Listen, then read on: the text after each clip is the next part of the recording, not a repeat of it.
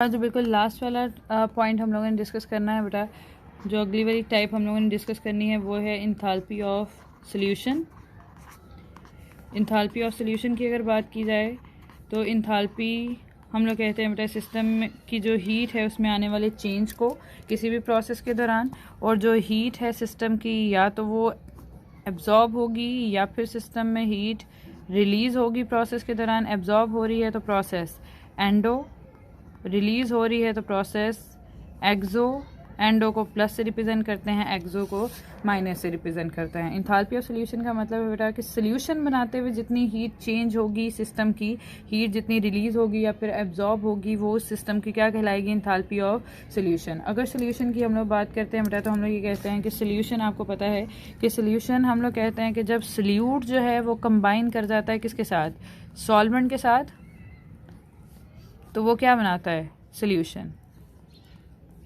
Solute ये भी already आप पढ़ चुके हैं बेटा कि सॉल्यूट क्या है, कोई भी ऐसी स्पीशी, कोई भी ऐसा सब्सटेंस जो जिसकी जो अमाउंट है वो कम होगी, जिसकी मिकदार कम होगी वो क्या कहलाएगा, सॉल्यूट। और जिसकी मिकदार ज़्यादा होगी, जिसकी क्वांटिटी ज़्यादा होगी वो क्या कहलाएगा, सॉल्वेंट। और सॉल्यूट और सॉल्वेंट जब आपस में कंबाइन कर जाते हैं तो वो क्या बनाते हैं, सॉल्यूशन। तो इंथाल्पी ऑफ सॉल्यूशन का मतलब है बेटा कि सॉल्यूशन बनाते हुए, सॉल्यूट और सॉल्वेंट को कंबाइन करके सॉल्यूशन बनाते हुए जितनी हीट सिस्टम में एब्जॉर्ब होगी या फिर रिलीज होगी वो सिस्टम की क्या कहलाएगी, इंथाल्पी ऑफ सॉल्यूशन। ठीक है। और यहाँ पर भी हम लोगों ने जो कंडीशंस हैं बेटा वो सेम कंसिडर करनी है कि टेम्परेचर हम लोगों ने लेना है 25 डिग्री सेल्सियस। अगर हम लोग उसे केल्विन में कन्वर्ट करना चाहते हैं तो हम लोग उसमें ऐड कर देंगे 273 को, तो 298 केल्विन टेम्परेचर। और प्रेशर कितना कंसिडर किया जाता है, 1 atm। तो हम लोग उसको डिफाइन कर सकते हैं, बताइए इंथाल्पी ऑफ सॉल्यूशन को, कि इंथाल्पी ऑफ सॉल्यूशन क्या है, सॉल्यूट और सॉल्वेंट को कंबाइन करके जब सॉल्यूशन बनाया जाता है टेम्परेचर 25 डिग्री सेल्सियस या 298 केल्विन रख के और प्रेशर 1 atm रख के, तो जितनी हीट सिस्टम में एब्जॉर्ब होती है या फिर रिलीज होती है सॉल्यूशन बनाते हुए वही उस सिस्टम की क्या कहलाती है, इंथाल्पी ऑफ सॉल्यूशन। ठीक है। और इंथाल्पी ऑफ सॉल्यूशन को रिप्रेजेंट करते हैं बेटा डेल्टा HSOL से। ठीक है। Delta H for enthalpy, SOL for solution, यानी इंथाल्पी ऑफ सॉल्यूशन। ठीक है। और इसका भी जो यूनिट है वो हम लोग कंसिडर करते हैं बेटा कि वो फिर से कितना है, वो क्या लिया जाता है, किलो जूल पर मोल। सही है। और उसकी एग्जांपल जैसे हम लोग कंसिडर कर लेते हैं कि अगर है हमारे पास अमोनियम क्लोराइड